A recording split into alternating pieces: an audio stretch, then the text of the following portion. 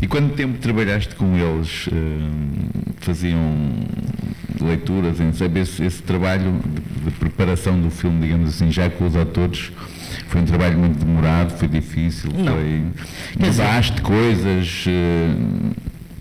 É sempre um bocado difícil, porque é desafiante.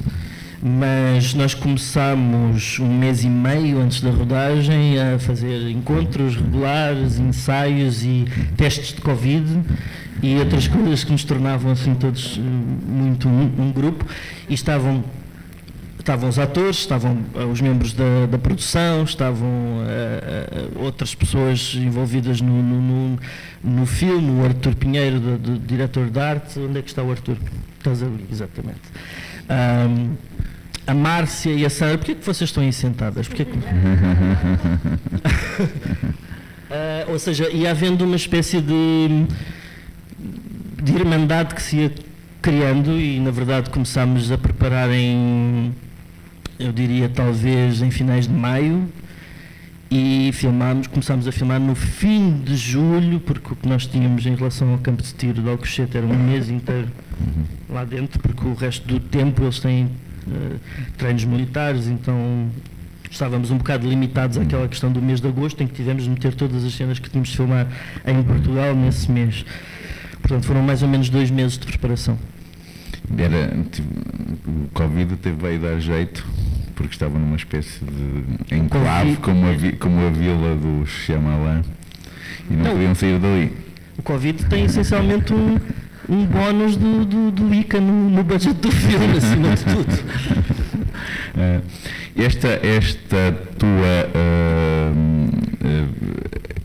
este trabalho sobre a história de Portugal, e digamos que a história dos últimos 60, 70, 50 anos, mais ou menos, e que há o Portugal, reflete sobre um Portugal que era de há 5, 6 décadas, mas também há o Portugal de hoje. E como é que o que é que queres dizer sobre isso? Bom, o que eu tentei fazer, o meu principal propósito com o filme não era fazer um filme histórico, nem era fazer um filme sobre a luta de libertação, sobre o processo de descolonização, era muito um filme sobre a ciclicidade dos movimentos nacionalistas, dos discursos nacionalistas e das políticas de extrema-direita que volta e meia ressurgem e que trazem com elas uma porção de fantasmas do passado que, num ponto de vista pragmático, já deviam estar ultrapassados há muito tempo, mas é curioso porque é uma geração que arruma determinadas ideias e depois a seguir vem outra que as recupera. Isso é uma coisa preocupante que nós vemos ressurgir, não em Portugal apenas, mas numa porção de países diferentes, nos últimos anos, e pergunto-me se será só nos últimos anos ou se foi sempre assim, mas há esta tendência para estar sempre a recuperar os ideais conservadores do passado, quando na verdade devíamos estar todos preocupados e empenhados em caminhar para a frente. Essa foi a minha principal mecânica para fazer o filme. É óbvio que em Portugal, se nós vamos fazer um filme que seja ainda que suavemente inspirado em factos históricos ou em episódios históricos, nós não conseguimos nunca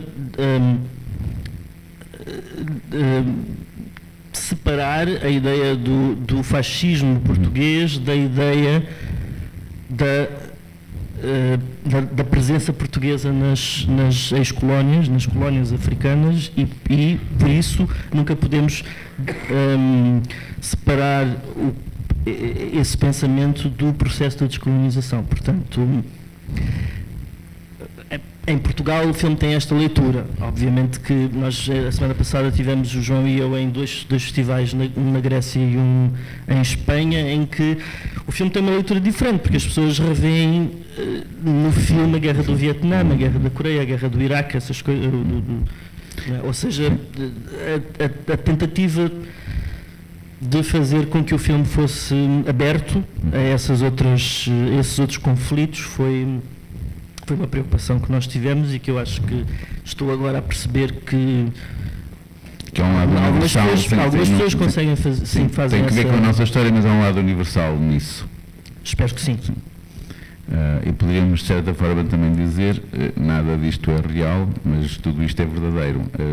Consegue chegar a uma verdade mais profunda através da ficção que eu gostava de pensar que todo o cinema é assim, que nunca é real, mas que é verdadeiro, e é por isso que também interessa-me sempre muito discutir a diferença entre naturalismo e realismo, que é uma coisa que eu acho que o realismo não é uma coisa necessária para os filmes, pelo contrário, eu gosto mais da alegoria, de criar alegoria, e isso afasta-nos muitas vezes do realismo, porque vai no sentido das quimeras, mas o naturalismo tem de ter sempre uma perna naquilo que nós conseguimos identificar, ou seja, o espectador precisa de receber do filme elementos para se conseguir espelhar, porque senão há uma interrupção na comunicação. Se agora passava a palavra à Leonor e pedia perguntar como é que foi trabalhar todo este projeto com o Carlos. E como é que desenvolveram, a partir do momento em que ele vos apresenta este guião, como é que foram desenvolvendo este projeto? Bom, na verdade começou o quê? Em 2016, já não me lembro, 14, 16 por aí, 16, depois 18 tivemos o financiamento e a partir daí houve várias abordagens de argumento, fomos trabalhando o argumento. E depois as partes mais de financiamento para conseguir produzir o filme. E na verdade, enfim, não sei muito bem, acho que o Carlos já explicou o processo, mas pronto, também esta questão muito importante de filmar em Angola também era uma questão importante, e de como fazer a questão de Portugal, Angola, em termos de decors, não é? Como é que fazíamos este equivalente dentro do filme, em termos de imagem, não é? Como é que este imaginário se conseguia equilibrar dentro do filme. E esta coisa do filme também, ele em si, de ser em duas partes, também era uma questão importante para o Carlos, desde o início. E muito mais tarde, a questão do título ficar a meio das duas partes. Portanto, isto foi tudo um processo, na verdade, quase também orgânico, não é? Não estava tudo definido no início, apesar do argumento de estar muito bem estruturado no início, ele teve as suas mudanças até... Que nunca parou. Sim, nunca parou até ao fim. Até ao fim, até ao último dia. E pronto, e depois muito interessante também a questão do trabalho com os atores, que não referiste a parte da recruta. Que às tantas, pronto, eles estiveram dentro de um... Não, mas isso se calhar perguntava aos atores, Gustavo, queres... Se calhar vocês podem não fizeste a recruta sobre isso, porque também foi um processo interessante. Tu fizeste a recruta? Sim. Fiz, mas se calhar, antes de mais, boa noite a toda a gente, mas se calhar vou passar ao Miguel, que ele se calhar podia-nos explicar melhor como é que se passa uma recruta em casa e fora de casa, portanto, Miguel, força. Olá, boa noite a todos.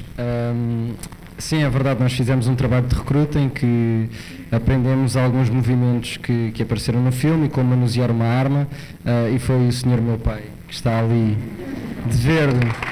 Uma salva de palmas ao João Mourinho.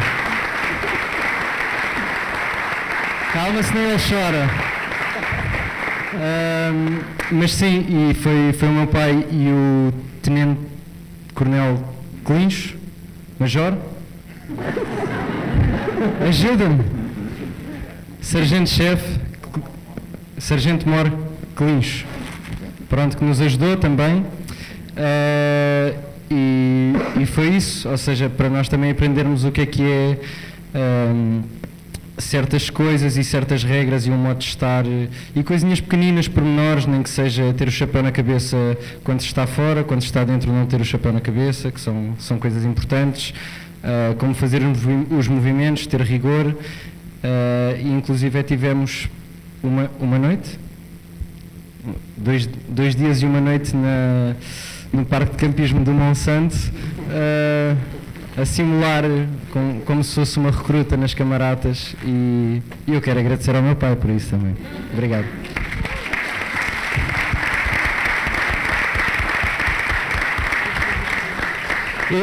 Pessoalmente eu achava que era muito importante essa questão deles passarem por essa experiência em particular de pernoitarem durante essa experiência, porque sentia que se estava, felizmente era verão e havia toda uma porção de coisas que podíamos fazer todos juntos, e eu senti que era muito importante apostar nessa tecla de criar uma espécie de cumplicidade que depois fosse traduzir-se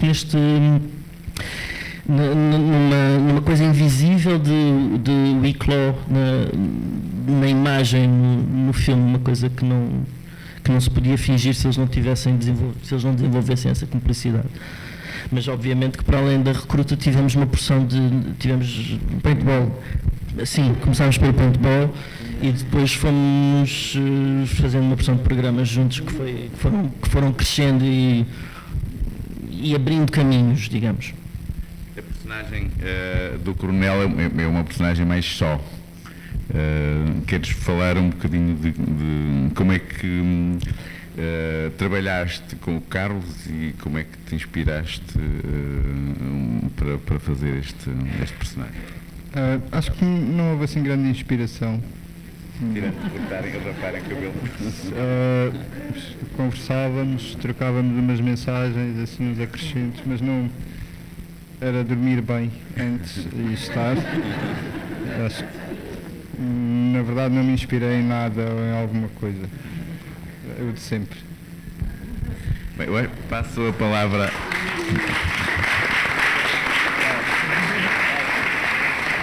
Bom, eu penso que sim, há toda uma coisa geracional de ultrapassar certas ideias que, conforme o tempo vai passando, elas vão ficando mais postas de lado, não é? Mas um dos pontos de partida para este filme foi nos anos 90. A minha mãe fez um doutoramento sobre traumas de guerra e eu fiquei sempre com um bichinho atrás da orelha quando ela me contou que um dia foi entrevistar um senhor que tinha sido combatente e que ele falava e agia como se ainda estivesse em plenos confrontos. Eu nem sequer sei, e ainda bem que isso não me... se calhar não para servir de referência para este filme, não me interessaria saber de que lado é que esse senhor estava. Ou seja, o trauma que ele tinha e que o fazia entrar nesse jogo, nesse roleplay, era uma coisa que me parecia tão poderosa e tão terrível que nunca tentei esclarecer se ele era um combatente português, se ele era um combatente angolano, mas fiquei com esta ideia na cabeça porque também me interessava esbater essas fronteiras e chegar a uma espécie de representação do estado de espírito do conflito que fosse, do estar em guerra, independentemente da geografia, que fosse uma coisa em que até no trauma se juntavam todos. E sim, é verdade. Eu lembro-me muitas vezes do caso Bruno Candé, que aconteceu um ano antes de nós filmarmos e que é a prova de que estas ideias terríveis que a parte da nossa sociedade carrega não estão ultrapassadas. Mesmo quando nos é dito que já é tempo de começar a contar outras histórias e a contá-las de outra maneira. A minha pergunta é: porquê contar outras histórias e contá-las de outra maneira se ainda está a acontecer isto? Não é? Eu acho que é muito importante denunciar e dissecar, em vez de estarmos preocupados com uma representação diferente das situações em si. Mais perguntas?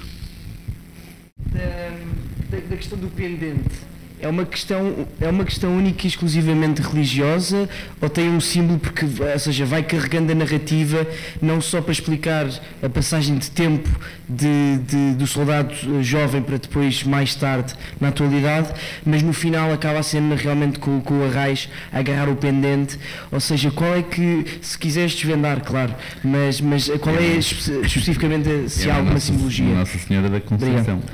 Ser a Nossa Senhora da Conceição foi a ideia da Patrícia Dória, que é a nossa costume designer, que não está aqui hoje, mas que fez um trabalho extraordinário.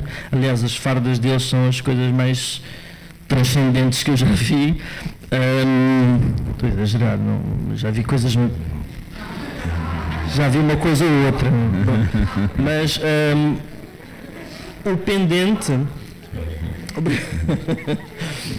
Obrigado pela tua questão. O pendente, sendo um amuleto religioso, podemos chamar-lhe uma superstição, eu acho que representa a presença portuguesa nos territórios que Portugal ocupou. Porque é aquilo que Portugal estava lá a fazer, era evangelizar, ou seja, evangelizar, a espalhar uma forma de pensar o mundo através de credos, de códigos religiosos. Por isso, eu acho que, de uma forma muito cândida, a medalha da Virgem não só representa uma Virgem, e isso tem todos os significados também que podemos associar a essa questão de pureza, como tem essa questão do peso do gospel. Como é que se diz gospel em português? Como? Desculpa? Evangelho, exato, exatamente. O Evangelho. E por isso achei que era muito curioso que esse amuleto começa por ser uma coisa muito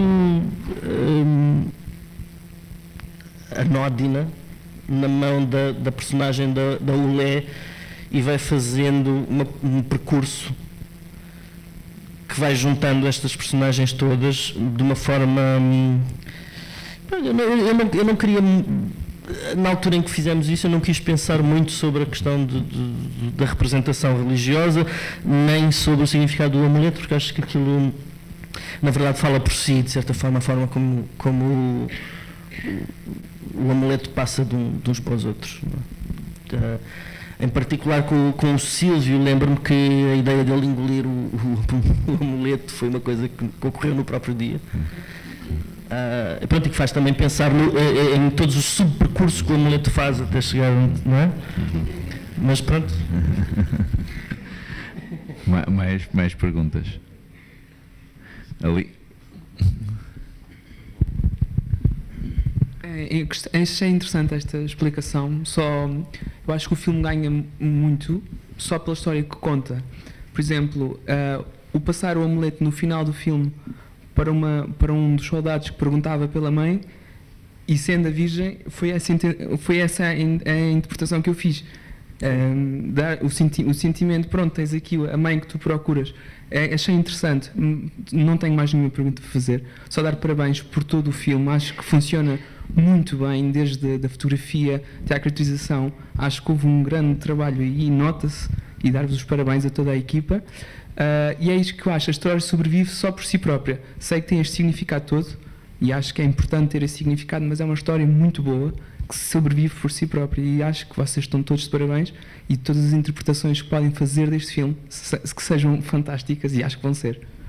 Obrigado. Muito obrigado.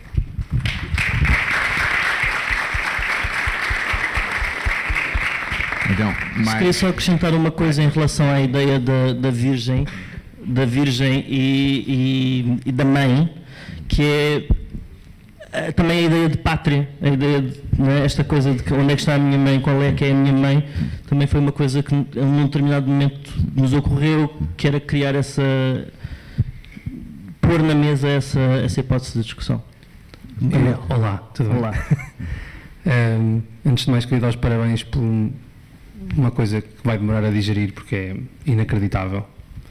É soberbo que ali está. O trabalho de toda a gente, acho que é das coisas mais bonitas que eu tenho visto nos últimos muitos anos sobre nós. Isso é difícil de falar, acho eu. Ou pelo menos eu entendi quando vi o filme.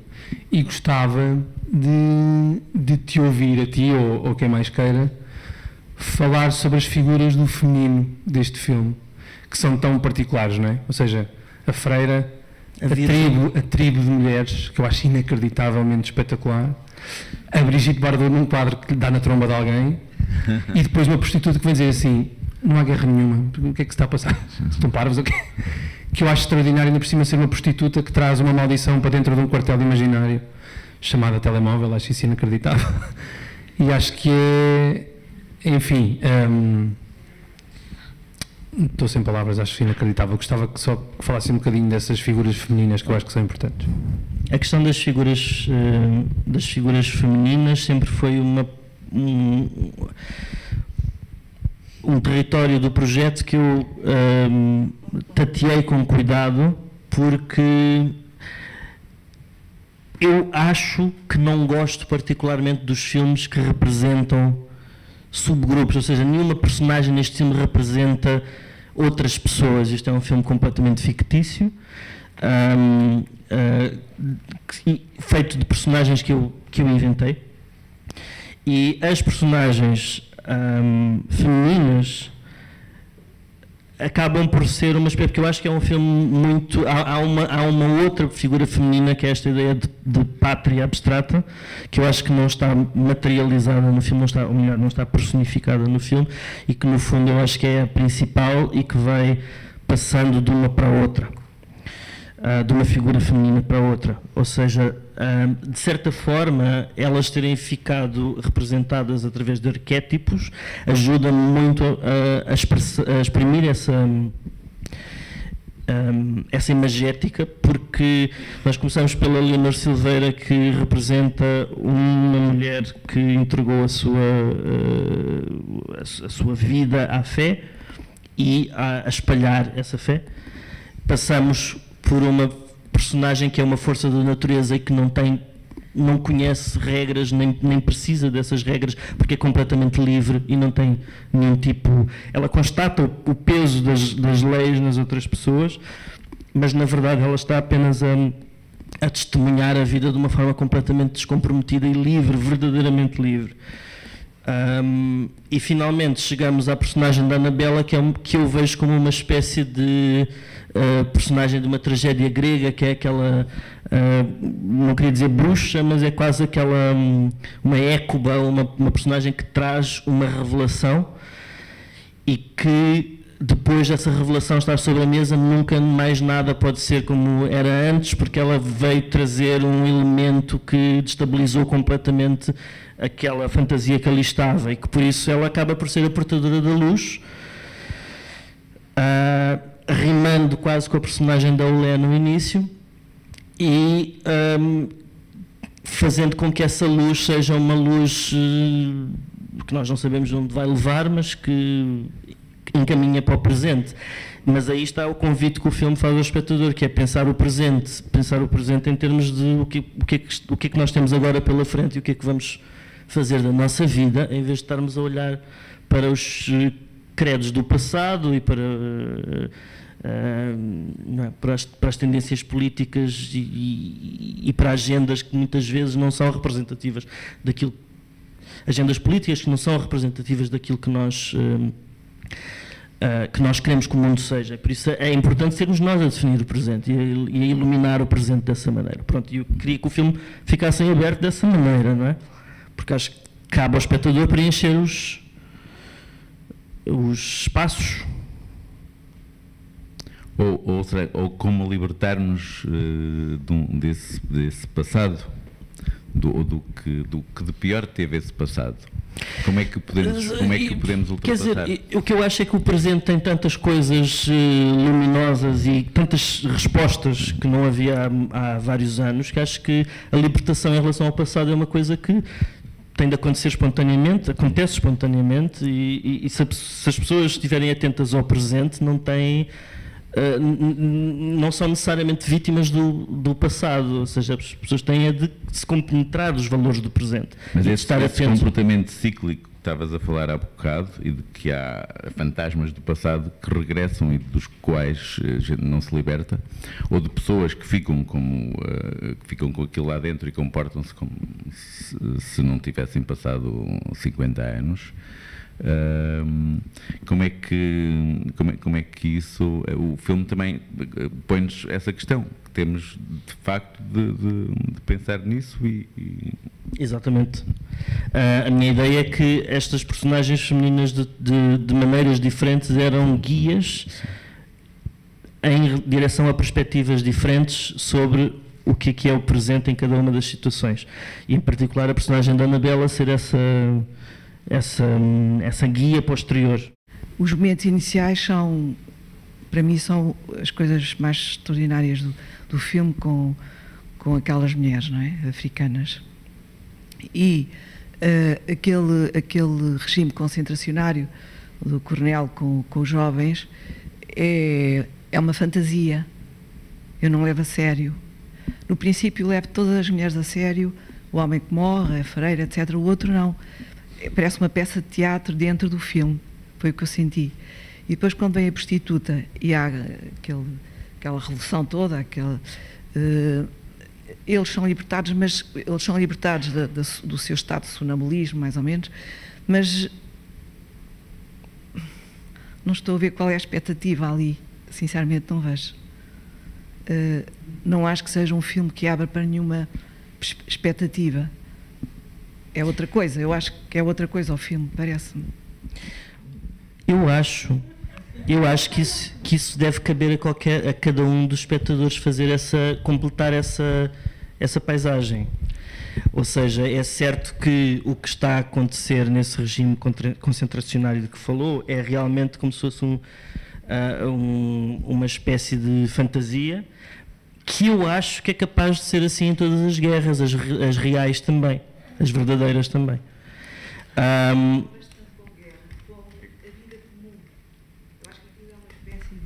Miniatura da vida comum, só que com uma espécie de modelo sobre o qual pensou, que é guerreiro, que é de guerra, e a guerra é falada, e há armas, etc. Mas parece-me que é uma miniatura da vida de não sei quantos jovens, 7, parece-me que são 7, não sei. Sim. São 7, que fazem as coisas que os rapazes costumam fazer e até fazem menos do que os rapazes costumam fazer. São menos violentos entre si, por exemplo. Há uma espécie de solidariedade, porque parece que são todos órfãos, é a sensação que se tem. Mas há aquela fantasia deles terem sido raptados, não é? É essa a ideia, de serem um conjunto de crianças que não tiveram vida própria. E a prostituta vai introduzir um elemento muito violento e muito inusitado de uma vida real, não é? Porque aquela é mesmo fantasiosa. A Brigitte Bardot é o máximo da fantasia, aparecer aquela reprodução ali. Nós pensávamos que íamos ver o corpo daquela mulher angolana e nunca mais vimos o corpo dela. Isso também é impressionante, porque desaparece para sempre. Não é? Os mortos é uma coisa muito forte. A maneira como os mortos aparecem no filme, essa é uma parte real, ou verdadeira, seguindo a vossa distinção. É talvez, conjuntamente com a relação entre aquelas mulheres do início e o homem que está a morrer, e o homem que está vivo, essa é uma parte muito, muito verdadeira, a parte dos mortos, que não sei se será o passado, provavelmente eles são os acusadores, não é? Mas não são só acusadores, também têm um elemento de acompanhamento, de perspectivação, aí sim, perspectivação de um futuro. Sim. Aí eu vejo aí. É, exatamente. Portanto, há muitos elementos paradoxais, não é? Naturalmente, no filme. Eu pensei a figura dos mortos justamente como agora os descreveu, justamente como figuras que vinham não com uma força vingadora, mas com uma força de de iluminação. Como? Sim. Sim, provavelmente pelo próprio tempo de silêncio em que foram mergulhados, porque enquanto os outros ficaram presos a uma espécie de discussão permanente sobre o que é o bem, o que é o mal, o que é a pátria, o que é a nação, o que é isto, o que é aquilo, e que por isso essas figuras tinham na verdade um significado completamente diferente do que normalmente têm no léxico dos filmes de terror. Exatamente.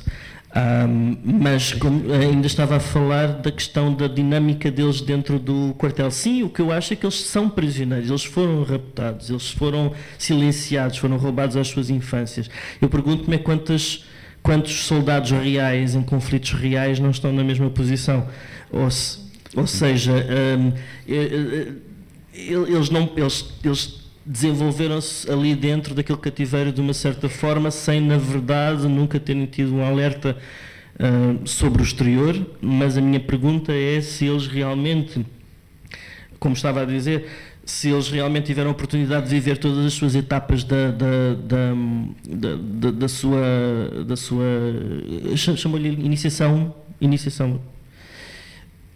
debaixo do punho daquele coronel, não é? Que na verdade está compenetrado a fazer a manter uma espécie de fantasia, e por isso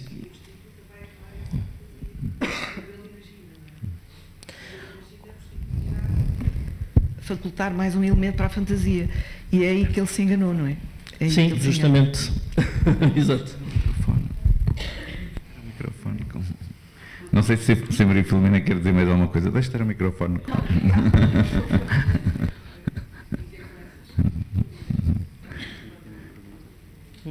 Conceição estava a falar, desculpe, Carlos Conceição estava a falar, eu pensava que a explicação dele era menos forte que o filme. Mas isso é uma vantagem. Eu não quero explicar o filme. Não, justamente, porque às vezes há realizadores que falam do filme e nós pensamos, olha, porque é que ele não fez aquilo que está a dizer? Sim. É que o filme tem uma força inegável. E a explicação, há muitas explicações. Mas agora, por exemplo, quando estava a responder às minhas dúvidas e à minha reação, disse coisas que ainda não tinha dito, que foi ótimo. Pronto, mas eu agradeço-lhe a sua questão, porque acho que estamos de acordo, mas há uma coisa que eu também queria dizer, que era, eu tenho muita relutância à questão de explicar ou de dissecar uma ideia. Portanto, eu gosto muito que o público possa tecer interpretações, e não há nenhuma que esteja mais certa do que outra, na verdade, porque acho que isto não é um filme que tenha uma grelha de compreensão. É um filme que tem uma porção de espaços abertos para o espectador preencher, e acho que isso é o género de cinema que eu quero fazer em particular.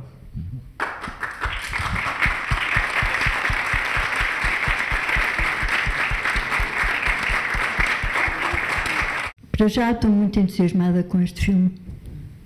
Dou os parabéns a todos, muito especialmente ao Carlos. Em 1963, os Verdes Anos foram um marco no cinema português. Eu acho que hoje, aqui neste filme, para mim, é outro marco no cinema português. Obrigada. Obrigado.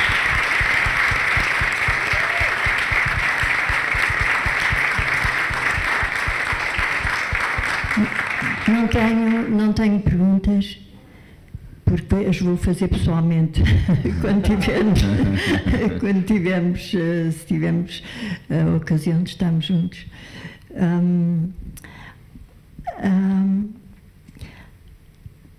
Para mim isto é cinema. Cada um faz a sua leitura, cada um tem a sua visão.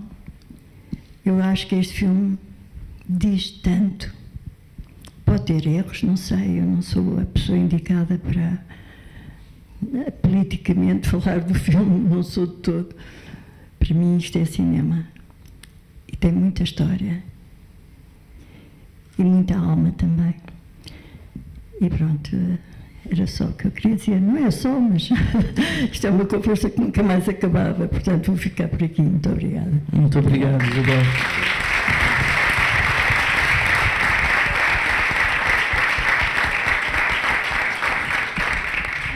Boa noite. Eu faço minhas as palavras da grande Isabel Ruth.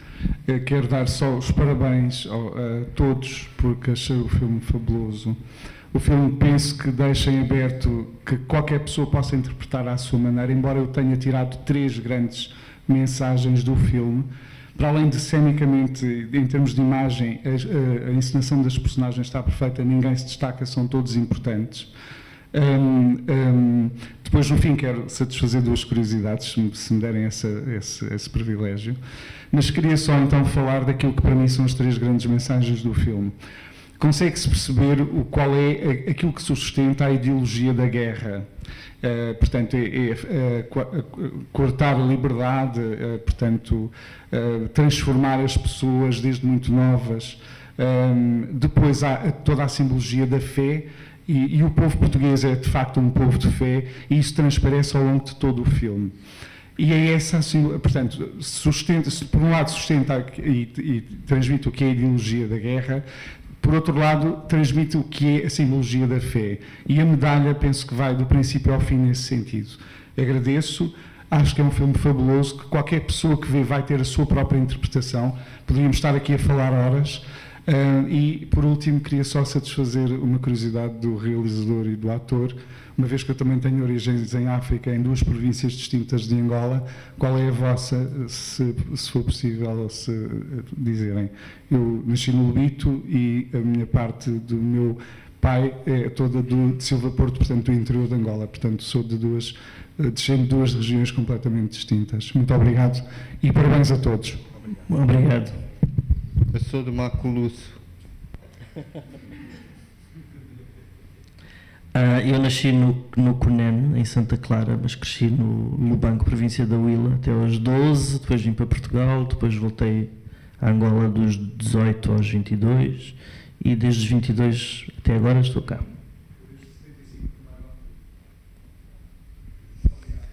Obrigado nós. Agora, ali em Maria João. Boa noite. É para acrescentar a minha voz aos parabéns por este filme, a todos vocês. É um filme com muitas camadas, acho que todos nós sentimos isso no corpo depois de eu acabar de ver. E é verdade que cada um tem a sua coisa para dizer.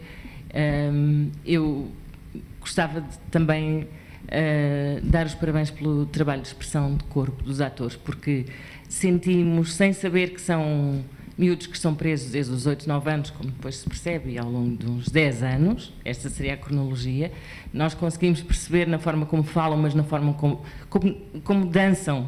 Na noite parecem pequenos ninja que ao mesmo tempo estão a brincar e estão na guerra, e estão a brincar à guerra, e de facto, acho que o que o Carlos disse era uma coisa que eu estava aqui a pensar. Os soldados eram muitos, tinham muito essa idade. Sobretudo nos últimos anos, não é? Exatamente. Que é para onde nos remete a primeira datação, não é? Um ano anterior à independência, portanto, já é no final da guerra. E como o filme tem tudo isto, eu acho que cada pessoa que o vir pode também devolver qualquer coisa sobre o que viu, gostava de perguntar e de frisar a importância de levar este filme a muitos lugares. E é um filme, sem dúvida, com todos os ingredientes para ter o sucesso nos festivais, como já teve e continuará a ter, mas para sair daí, porque acho que era muito importante e bonito levá-lo a muitos outros pontos improváveis, e hoje em dia não é assim tão improvável quanto isso. Gostava de saber se tem essa ideia. Eu, se calhar, essa questão passa à Leonor, a produtora. Nós temos muitos planos. Na verdade, estamos a pensar nisso, precisamente ainda esta semana estivemos a fazer esse plano. Portanto, para nós é importante essa divulgação, para lá dos festivais, perceber onde distribuir o filme.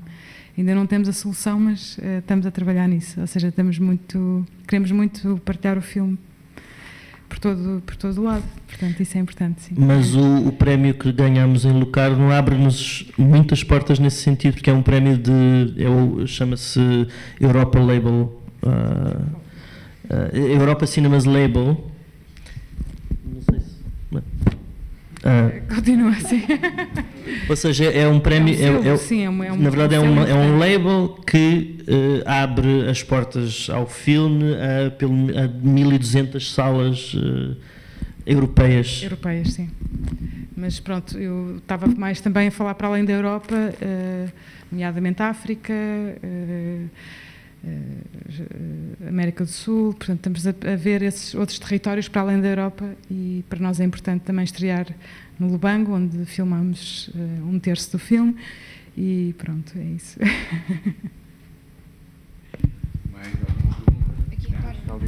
Aqui. Boa noite e, antes de mais, muitos parabéns a todos. Ainda estou assim de coração aos fulos com este filme. Disse estar agora com o microfone na mão, mas pronto. Queria comentar que, apesar do filme não ter sido necessariamente uma procura para mostrar exatamente factos históricos e mais uma alegoria de toda a guerra colonial e tudo isso, eu sinto que trouxe muita autenticidade, muito mais, por exemplo, do que aprendemos nos livros de história. Acho que as personagens, por mais ficcionadas que fossem, tanto na primeira parte, com pessoas também nativas de Angola e a personagem da Olé, que para mim trouxeram quase assim uma poesia a minha coto, assim, uma beleza muito, muito autêntica. A segunda parte o mesmo, com estes rapazes, com toda a psique de quem passou por isto, e o facto de mostrarem tão bem os dois polos do que foi esta guerra, e o facto de uma guerra nunca ter vencedores, nunca ter uma glória. Acho que está muito bem feito, acho que estão de parabéns. Eu não sei se tenho uma pergunta de como conseguiram, ou se estou só a comentar que de facto o que transmitiram é muito real e muito impactante, e acho que é muito importante Portugal ver, porque não é falado o suficiente e não é sabido o suficiente.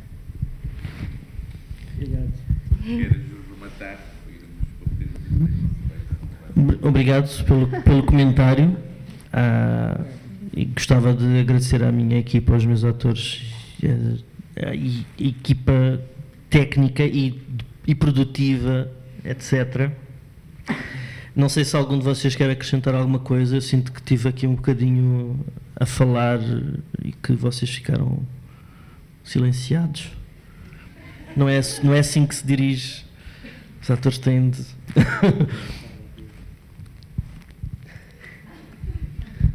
Obrigado a todos e boa noite.